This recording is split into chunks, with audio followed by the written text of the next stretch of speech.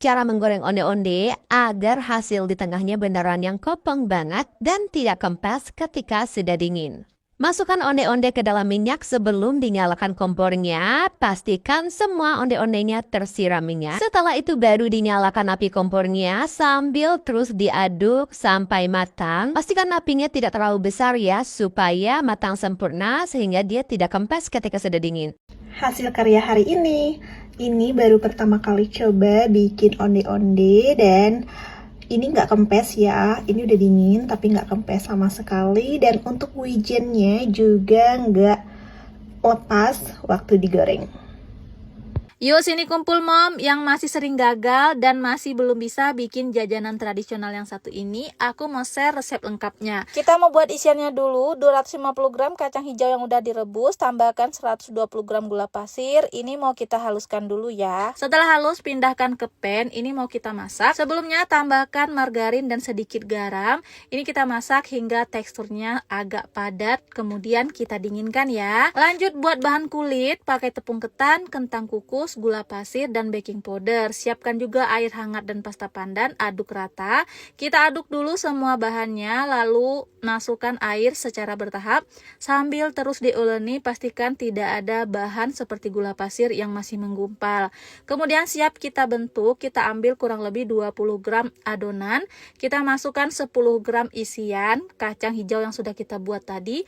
Lalu ditutup rapat dan dibuat serapi mungkin kayak gini.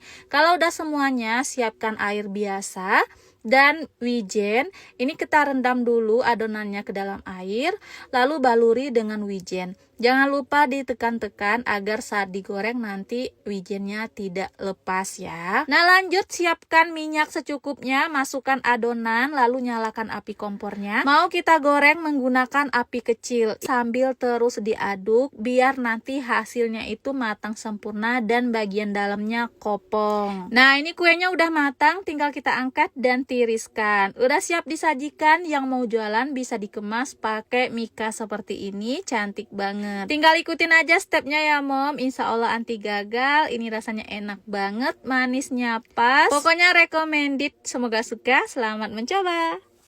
Ini adalah resep bulu pandan menggunakan pandan asli, jadi hasilnya itu jadi lebih harum dan rasanya jauh lebih enak. Pecahkan 4 butir telur, tambahkan gula pasir, dan tambahkan SP, kemudian lanjut kita mixer sampai benar-benar mengembang. Lanjut tambahkan bahan keringnya, ada vanili bubuk, susu bubuk, dan tepung terigu dimasukkan secara bertahap sambil terus dimixer di speed terendah aja. Masukkan sari pandan sambil terus dimixer di speed terendah. Tambahkan pewarna hijau biar warnanya lebih cantik.